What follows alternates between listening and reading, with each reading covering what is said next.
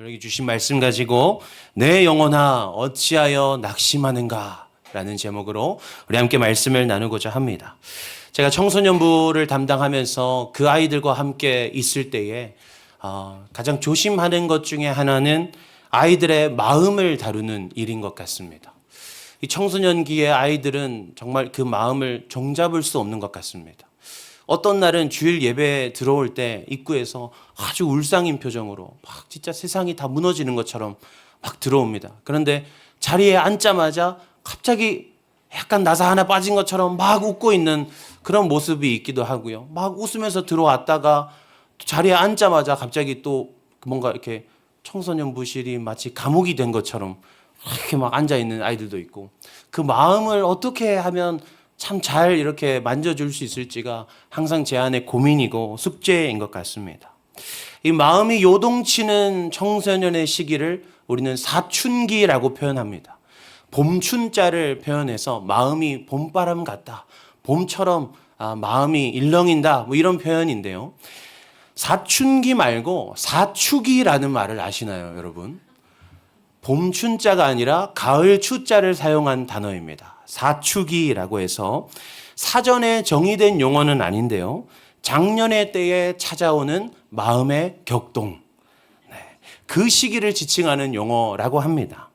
사춘기를 지난 지는 한참이 되었지만 그 마음의 격동함은 오히려 깊어지고, 그렇죠? 또 그 마음 가운데 고민해야 할 짐들이 더 무거워진 시기를 말하고 있습니다. 이 4060의 시기, 사춘기의 시기를 또 다른 말로는 샌드위치 세대다 이렇게 표현하기도 하더라고요. 아래로는 자녀를 돌봐야 하고 위로는 부모님을 모셔야 하는 그런 세대. 그래서 양면으로 어려움과 부담을 느끼는 세대가 바로 이 사춘기의 세대다라고 말할 수 있을 것 같습니다. 자녀에게는 늘 든든한 부모로 서 있어야 하지요, 우리는. 또 부모님에게는 믿음직한 자녀로서 또 늘 듬직하게 그 자리를 지켜주어야 합니다. 이 어른이라는 단어가 주는 그 책임이 정말 무겁게 느껴지는 때가 있는 것 같습니다. 그러나 우리는 늘 어른답게 살려고 애를 씁니다. 가장 큰 어려움은 이 무거운 짐을 털어놓을 때가 마땅히 없다는 것 같습니다. 그래서 나도 모르게 한참을 멍하니 있을 때가 있고요. 또 나도 모르게 한숨이 새어 나올 때가 있습니다. 저는 아직 그 세대를 향해서 가고 있는 중이지만 그 무게감을 어렴풋이나마 좀 느끼고 있는 것 같습니다. 그래서 가끔은 이렇게 차를 타고 혼자 어디 갔다 오면 집 앞에 이제 주차해놓고 바로 올라가지 않을 때가 있습니다. 지금 이 시간에 실시간으로 저희 아내가 보고 있는데, 네, 비밀입니다. 네. 그런데 그 앉아서 뭐 별다른 생각을 하지도 않거든요. 근데 그냥 한숨이 나옵니다. 뭐 집에 가기 싫은 건 절대 아니고 그냥 왜인지 모를 그 막막함과 어떤 그 막연함이 뭔가 이렇게 한숨이라도 좀 쉬어야 속이 시원해지는 것 같은 느낌을 주는 것 같습니다. 여담이지만 그 시간이 길지 못합니다. 왜냐하면 아마도 제 합리적인 추측에 제 차에 이렇게 GPS가 달려있지 않은가. 그래서 주차장에 도착만 하면 전화가 옵니다. 어디야? 도착할 때 되지 않았어? 너무 무섭습니다. 그렇죠. 우리는 정확하게 그 무게감이 무엇으로부터 오는 것인지, 또 어떻게 해야 좀 해결될 수 있는지, 도대체 해결될 수는 있는 일인지 우리는 감조차 오지 않습니다. 우리에게 찾아온 그 막연함과 막막함. 오늘 우리가 나눌 시편 42편의 말씀은 바로 그렇게 마음의 어려움을 겪는 우리를 위해 하나님이 허락하신 말씀입니다.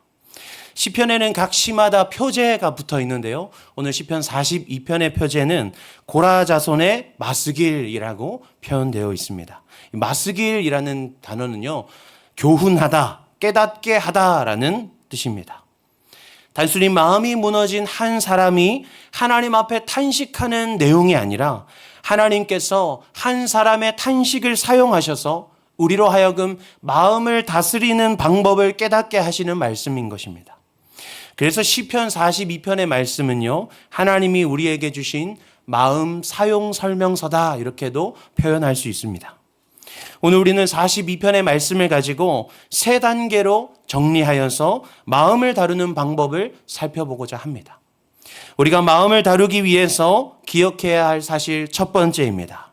인생의 막막함은 누구에게나 찾아옵니다. 우리 1절 말씀을 다시 볼까요? 하나님이여 사슴이 시냇물을 찾기에 갈급함같이 내 영혼이 주를 찾기에 갈급하니이다. 우리가 찬양으로도 많이 부르는 구절입니다. 목마른 사슴 시냇물을 찾아 헤매이듯이. 가사도 좋은데 제 목소리까지 합쳐지면 죄송합니다. 네. 이 찬양을 부를 때마다 저는 이 말씀을 온전히 이해하기 전에 이 찬양을 부를 때마다 그 푸른 초장을 떠올렸습니다. 막 아주 멋진 나무들이 자라 있고 시냇물이 흐르는 그 숲속에서 사슴이 이렇게 또각또각 걸어가가지고 물을 마시고 나는 그 옆에서 아주 평화로운 표정으로 하나님께 기도하고 있는 뭔가 그런 그림을 떠올렸었는데요. 본문에 이제 원어로 표현된 표현은 사슴이 목이 말라 헐떡거리고 있는 상태이다 이렇게 보여주고 있습니다. 단순히 갈증을 느끼는 정도가 아니라 지금 당장 나에게 물 한 모금이 주어지지 않으면 내 삶이 끝날 것만 같은 목마름의 상태, 갈급한 상태를, 그런 급박한 상태를 나타내고 있는 것입니다. 왜 목이 마릅니까? 내 영혼이 주를 찾기에 갈급하니이다. 재정이 문제가 아닙니다. 건강도 문제가 아닙니다. 그 모든 어려움, 그 어떤 문제라 할지라도 하나님이 나를 도우실 수 있다는 걸 우리는 알고 있습니다. 그런데 그 하나님이 나에게 응답하지 않는 것처럼 느껴질 때가 있기 때문입니다. 얼마 전에 제가 우리 가족들과 함께, 아이들과 함께 다른 지역으로 이동을 하는 중이었는데요. 저희 큰아이가 아빠 휴게소 가고 싶다. 휴게소 가고 싶어 이러는 거예요. 그래서 왜 휴게소 가고 싶어? 왜 그렇게 휴게소 가려고 해? 하니까 간식이 너무 먹고 싶다는 거예요. 그래서 너 돈 있어? 그러니까 없대요. 그럼 어떻게 돈도 없는데 어떻게 사 먹어? 돈이 있어야 사 먹지. 아빠가 사주면 되잖아. 이러더라고요. 그래서 제가 아빠가 지갑을 안 가져왔네. 그때 제가 보았던 그 7평생의 절망의 표정, 제가 아직도 잊을 수 없습니다. 그런데요, 그 아이가 더 절망했던 이유는 아빠가 간식을 사줄 수 없는 사람이어서가 아닙니다. 분명히 사줄 수 있는 걸 아는데 나에게 사주기를 거부했다는 그 사실이 충격적인 것입니다. 우리는 하나님을 향한 믿음과 신뢰가 있습니다. 말씀을 통해서 하나님이 행하시는 능력을 보았고 베푸시는 기적을 보았습니다. 그리고 그 하나님이 지금도 우리 삶 가운데 역사하시고 오늘 나와 함께 하신다는 사실을 우리는 믿고 있는 사람들입니다. 그런데요, 그 하나님이 나에게 응답하지 않는 것처럼 느껴질 때가 있습니다. 어떨 때는 내 간구를 거부하시는 것처럼 느껴질 때가 있습니다. 그 하나님이 지금 내가 겪는 어려움과는 전혀 상관없는 사람인 것처럼, 전혀 상관없는 존재인 것처럼 느껴질 때가 있다는 거죠. 그때 우리는 눈앞의 고통보다 더 깊은 막막함을 느끼게 되는 것이죠. 문제가 풀리지 않아서가 아니라 하나님이 나를 외면하고 계신 것 같아서 우리는 하나님을 향한 갈급함을 느끼게 되는 것입니다. 그런데 이 막막함은 우리에게 왜 찾아오는 것일까요? 우리가 믿음이 없기 때문일까요? 그렇지 않습니다. 이 시를 쓴 사람이 누구인지가 아주 중요한데요. 성경은 고라 자손의 시다라고 표현하고 있습니다. 레위 지파, 제사를 주관하는 레위 지파 중에서도 고라 자손은 성전에서 찬양을 담당하던 자들입니다. 예배의 최전방에서 하나님을 섬겼던 사람들인 거죠. 오늘날에 우리는 상상할 수도 없을 만큼의 철저한 경건이 요구되었던 존재들입니다.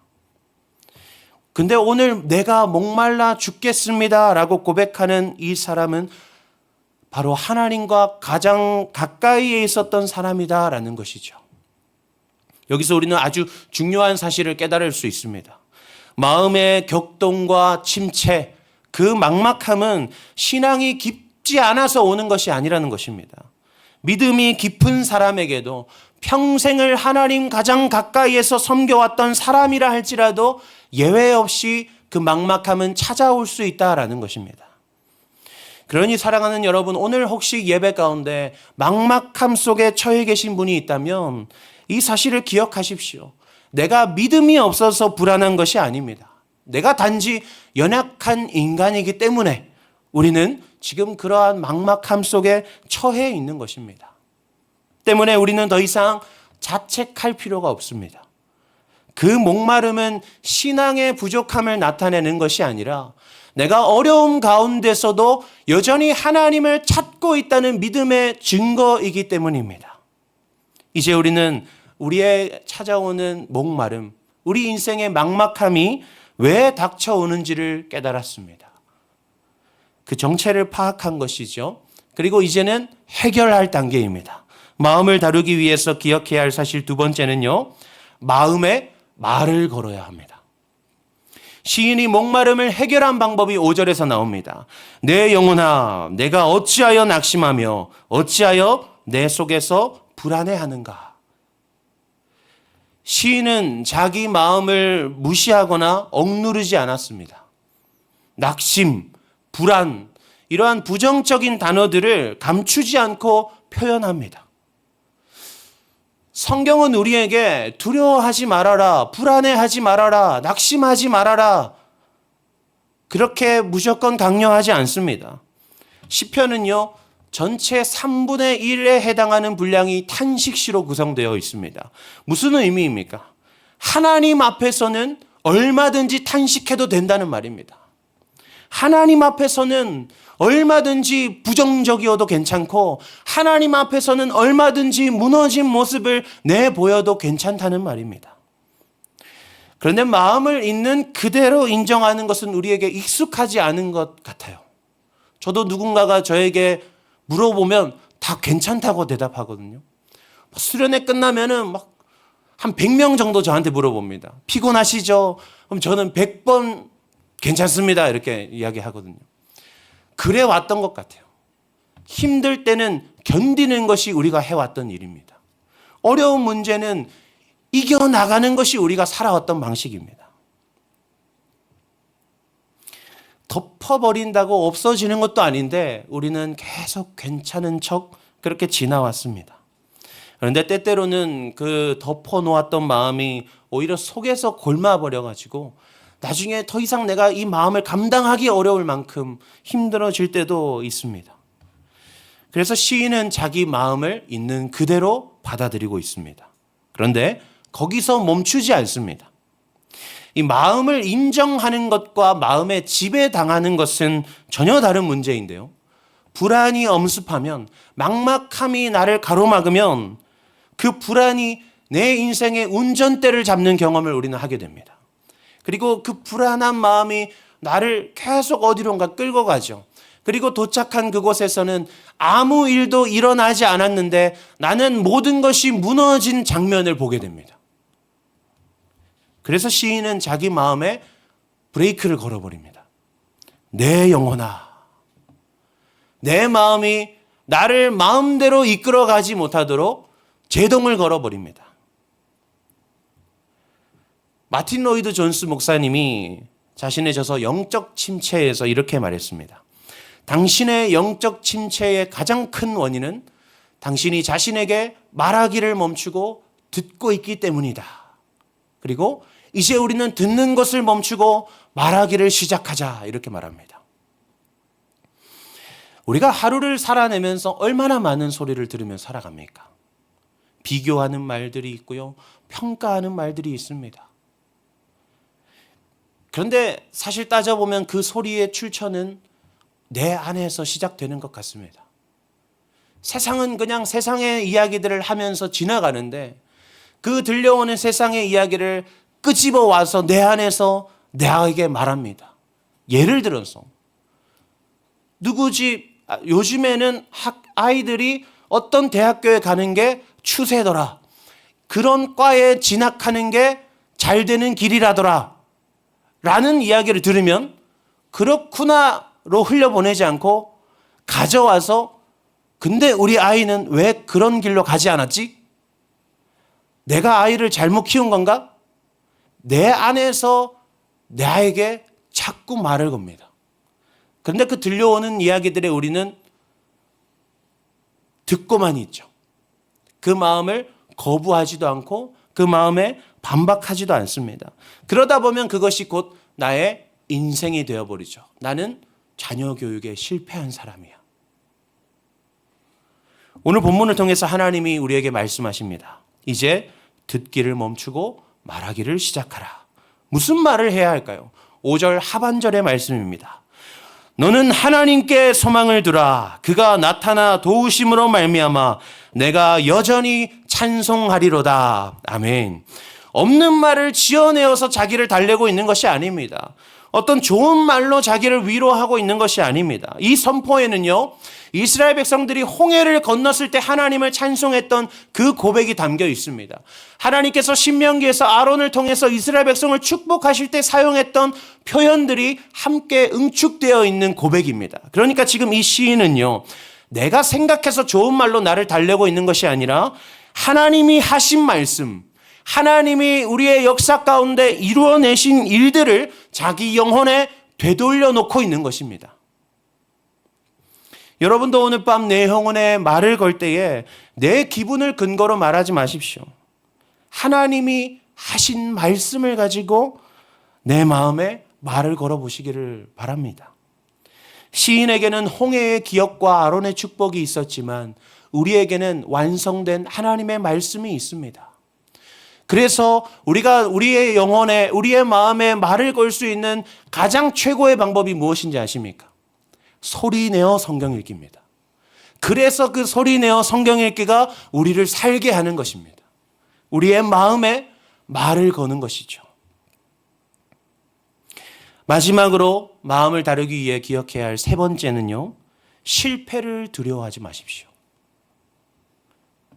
지금 이 말씀을 들으시면서 나는 못할 것 같은데, 나는 성경 읽기 그만둔 지가 좀 됐는데, 웃으시는 분들은 그만두신 분들인가요? 그런 마음이 드는 분들이 계실 겁니다. 매번 결단했지만 번번이 무너졌던 내 자신을 누구보다 내가 잘 알고 있기 때문이죠. 그런데요, 이 시인도 실패했습니다. 본문 5절에서 고백했지만 6절에서 다시 낙심합니다.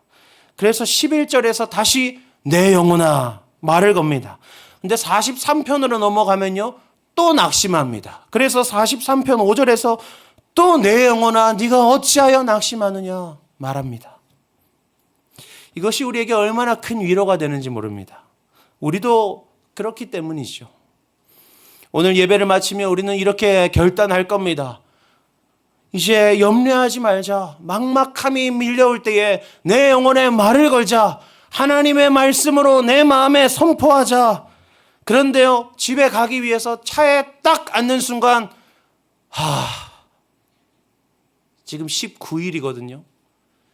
이번 달에 10편 읽기 다시 하고 있는데, 놓치고 계시던 분들은 1편부터 150편을 남은 12일의 시간 동안 이걸 어떻게 다 읽나? 또 실패하면 다 덜 읽으면 찝찝하고 그런 마음이 다시 밀려옵니다. 제가 너무 잘 알고 있나요? 그러나 괜찮습니다.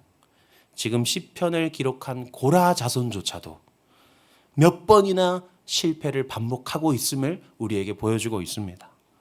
우리에게 긴 시간 동안 굳어진 염려와 걱정들은 한 번의 결심으로 사라지지 않습니다.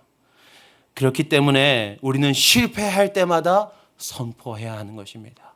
내 영혼아, 네가 어찌하여 낙심하는가? 너는 하나님께 소망을 두라. 오늘도 선포하고 내일도 선포하고 흔들리면 선포하고 지칠 때 선포하고 낙심될 때 선포하고 하루를 시작할 때 선포하고 하루를 마무리할 때 선포하고 여러분 하루에도 12번씩 선포하십시오. 하나님의 살아계신 그 말씀의 능력이 우리를 반드시 회복시키실 줄로 믿습니다. 끝으로 정직하게 우리가 한 가지를 짚고 넘어가면 좋겠습니다. 끊임없이 될 때까지 선포하자고 했습니다. 그런데 우리의 마음 한켠에서는 이런 질문이 올라오기도 합니다. 도대체 우리는 언제까지 선포해야 됩니까? 언제까지 그렇게 반복해야 됩니까? 하루에도 12번씩 그렇게 반복하다가 여전히 나는 만족하지 못한 채로 내 삶이 끝나버리면 어떡합니까? 나는 지금까지 그렇게 고백해 왔는데도 내 삶의 문제는 해결되어지지 않고 여전히 막막함은 나를 가리고 있는데 언제까지 해야 됩니까? 시편 42편의 말씀은요, 이 질문에 대답하지 않습니다. 시인은 몇 번이고 반복해서 선포하지만 이 시가 끝날 때까지 이 시인의 상황이 나아지지 않습니다. 여전히 이 사람은 성전에서 멀리 떨어져 있고 여전히 세상은 이 사람을 두고 네 하나님이 어디 있느냐라고 조롱하고 있습니다. 시편은 여기서 멈춰섭니다. 그러나 성경은 여기서 멈추지 않습니다. 요한복음 19장 28절에서 십자가에서 예수님 이렇게 말씀하십니다. 그 후에 예수께서 모든 일이 이미 이루어진 줄 아시고 성경을 응하게 하려 하사 이르시되 내가 목마르다 하시니.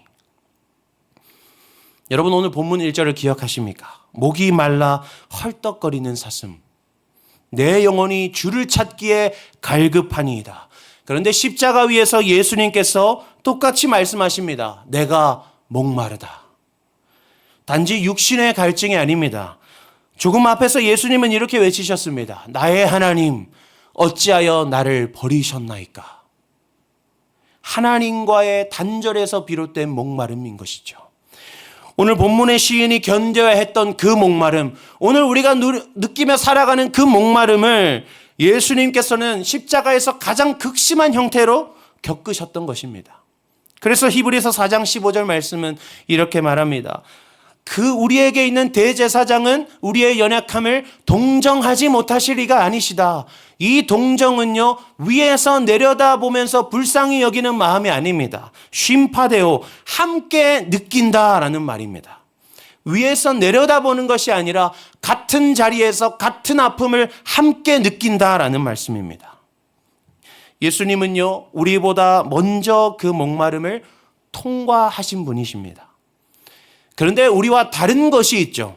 예수님의 그 목마름은 반복되지 않았다는 사실입니다. 다시 십자가에서의 요한복음 19장 30절 말씀인데요. 예수께서 신포도주를 받으신 후에 이르시되 다 이루었다 하시고. 시인은 3번이나 반복해야 했습니다. 오늘 우리는 몇 번이나 그 선포를 반복하며 살아야 할지 모릅니다. 그러나 예수님은 단 한 번으로 끝내십니다. 다 이루었다. 다시 겪으실 필요가 없도록 거기서 다 끝내신 것입니다. 그래서 우리의 반복에는 결국 끝이 있습니다. 우리가 오늘도 내일도 선포해야 하는 이유는요, 아직 아무것도 이루어지지 않았기 때문이 아닙니다. 이미 다 이루어진 것이 단지 아직 내 삶에 완전히 도착하지 않았기 때문입니다. 요한계시록 7장 16절과 17절은요, 그 도착지를 이렇게 설명합니다. 그들이 다시는 줄이지도 아니하며 목마르지도 아니하고 해나 아무 뜨거운 기운에 상하지도 아니하리니 이는 보좌 가운데 계신 어린 양이 그들의 목자가 되사 생명수 샘으로 인도하시고 하나님께서 그들의 눈에서 모든 눈물을 씻어 주실 것임이라. 아멘. 다시는 목마르지 않는 날, 내 영혼에게 더 이상 말을 건네지 않아도 괜찮은 날, 모든 막막함에서 자유케 되는 그날이 반드시 우리에게 오는 줄로 믿습니다. 우리의 선포는 단지 그날을 향해서 걸어가는 우리의 노래일 뿐입니다. 사랑하는 여러분, 이제 말씀을 맺겠습니다. 세상은 오늘도 우리에게 속삭입니다. 너는 늦었어. 너는 실패했어. 너는 앞으로 점점 더 힘들어질 거야. 오늘 이 시간부터 그 소리 듣기를 멈추십시오. 대신 나보다 먼저 목마르셨고 그 목마름을 단번에 끝내신 예수 그리스도의 이름으로 내 영혼에게 당대히 말을 건네십시오. 내 영혼아, 네가 어찌하여 낙심하며 어찌하여 내 속에서 불안해하는가? 너는 하나님께 소망을 두라. 그가 나타나 도우심으로 말미암아 내가 여전히 찬송하리로다. 오늘 밤 집으로 돌아가는 길에 내일 아침 무거운 몸을 일으키시면서 또 언젠가 또다시 주차장에 차를 세워놓고 한숨이 새어나오는 바로 그 순간에 이 선포를 내 마음에 건네십시오. 그 한숨의 자리가 하나님의 나라를 꿈꾸는 자리로 변화될 줄로 믿습니다. 남은 한 주간의 삶의 자리에서도 내 영혼을 향한 이 믿음의 선포가 끊이지 않기를, 그리하여 다시는 목마르지 않을 그날까지 우리 모두가 이 노래를 잃지 않기를 우리 주 예수 그리스도의 이름으로 간절히 소망합니다. 아멘. 우리 믿음의 한 줄 고백 함께 고백하시겠습니다. 함께 고백합니다. 내 영혼아 네가 어찌하여 낙심하는가? 너는 하나님께 소망을 두라. 아멘.